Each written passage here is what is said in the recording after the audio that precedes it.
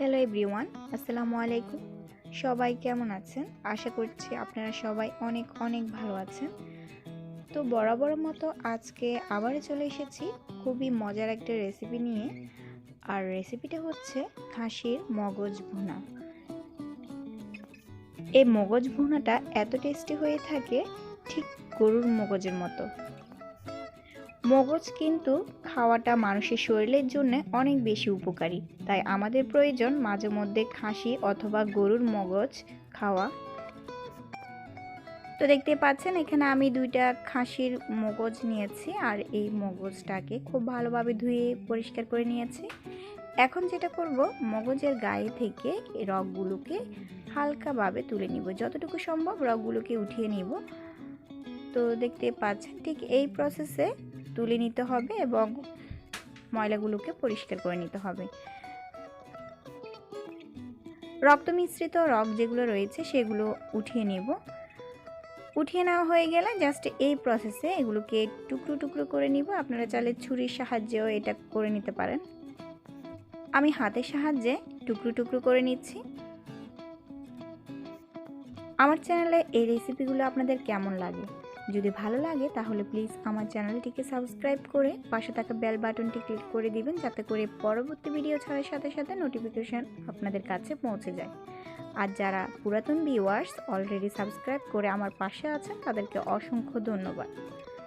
মগজগুলোকে টুকরো টুকরো করে একটা সাইডে রেখে দিলাম এবং এখন যেটা করব, এখন নিয়েছি পেঁয়াজ কুচি। এখানে 1 কাপ পরিমাণ পেঁয়াজ কুচি নিয়েছি এবং 2 টেবিল চামচ পরিমাণ রসুন কুচি নিয়েছি। কাঁচামরিচ নিয়েছি 1 টেবিল চামচ পরিমাণ, আর টমেটো কুচি 1/2 কাপ পরিমাণ।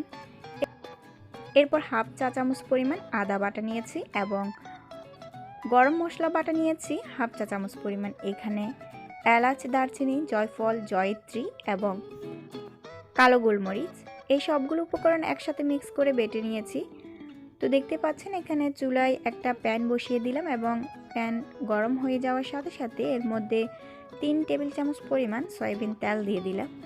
আপনার চাইলে সরিষার তেল দিয়েও এই রান্নাটা করে নিতে পারেন, এতে কিন্তু টেস্ট কোনো অংশে কম হবে না। তো তেলটা গরম হয়ে যাওয়ার সাথে সাথে এখানে পেঁয়াজ কুচি অ্যাড করলাম। তো এখানে আমি 1 কাপ পরিমাণ পেঁয়াজ কুচি অ্যাড করেছি। পেঁয়াজটা যখনই দেখতে পাবেন যে ব্রাউন কালার হয়ে গেছে, ঠিক তখনই এর মধ্যে রসুন কুচিগুলো অ্যাড করব। এরপর এক এক করে আদা বাটা এবং গরম মশলা বাটাটাও ব্যবহার করব। কাঁচামরিচ কুচিটাও দিয়ে দিলাম। এবার চুলার আঁচটা মিডিয়ামে রেখে সবগুলো উপকরণ খুব ভালোভাবে ভেজে নিতে হবে। তো ভিউয়ার্স, রেসিপিটি যদি আপনাদের ভালো লেগে থাকে এবং আপনাদের যদি একটু উপকার আসে তাহলে প্লিজ আমার এই ভিডিওটাতে একটা লাইক দিয়ে দিবেন এবং কমেন্ট করে জানাবেন যে রেসিপিটি কেমন হয়েছে।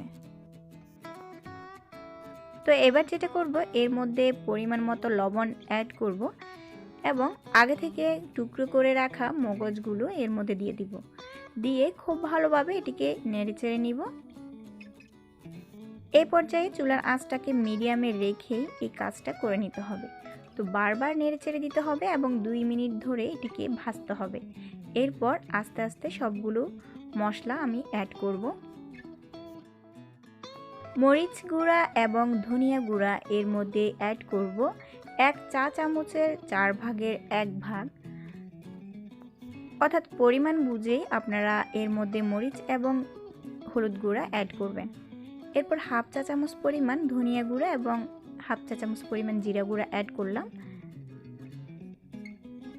এরপর রাঁধুনি মাংসের মশলা দিয়ে দিব এখানে 1/2 চা চামচ পরিমাণ। এটা কিন্তু অপশনাল, এটা যদি আপনাদের হাতের নাগালে না থাকে তবে না দিলেও চলবে। এবার যেটা করব, সবগুলো উপকরণ একটা কাঠির সাহায্যে খুব ভালোভাবে নেড়েচেড়ে দিব এবং 1 কাপ পরিমাণ পানি এর মধ্যে অ্যাড করব। পানিটা অ্যাড করার পর এর মধ্যে দিয়ে দিব টমেটো কুচি। টমেটো যদি আপনাদের হাতের নাগালে না থাকে সেই ক্ষেত্রে আপনারা টমেটো সসও ব্যবহার করতে পারেন।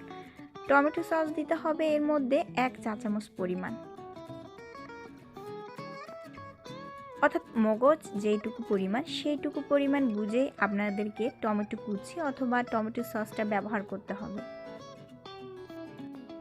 আপনারা চাইলে এই পর্যায়ে ধনেপাতা কুচিও অ্যাড করতে পারেন। আমার হাতের নাগালে ধনেপাতা কুচি ছিল না বলে আমি অ্যাড করতে পারি নাই। এবার যেটা করব, খুব ভালোভাবে নেড়ে চেড়ে মিক্স করে নিবে এবং এটিকে রান্না করতে থাকবো 2 মিনিট ধরে। 2 মিনিট পর দেখতেই পাচ্ছেন মগজগুলো খুব ভালোভাবে সিদ্ধ হয়ে গেছে এবং টমেটো কুচিগুলো মোটামুটি সিদ্ধ হয়ে গেছে। এবার এই মগজটা পরিবেশনের জন্য পুরোপুরি রেডি। মগজটা এত বেশি সুস্বাদু হয়েছে আসলে বলে বোঝানো যাবে না। এটা খুবই টেস্টি এবং খুবই সুস্বাদু একটা রেসিপি। অতিথি আপ্যায়নেও আপনারা এই মগজ রেসিপিটি পরিবেশন করতে পারেন। এটা অনেক সুস্বাদু একটা রেসিপি এবং খুবই পুষ্টিকর একটা খাদ্য। ছোট বড় সবাই এই মগজ ভুনা রেসিপিটি অনেক বেশি পছন্দ করবে। তো আজ আর নয়, সবাই ভালো থাকবেন, সুস্থ থাকবেন। আজকের মতো বিদায় নিচ্ছি। আল্লাহ হাফেজ।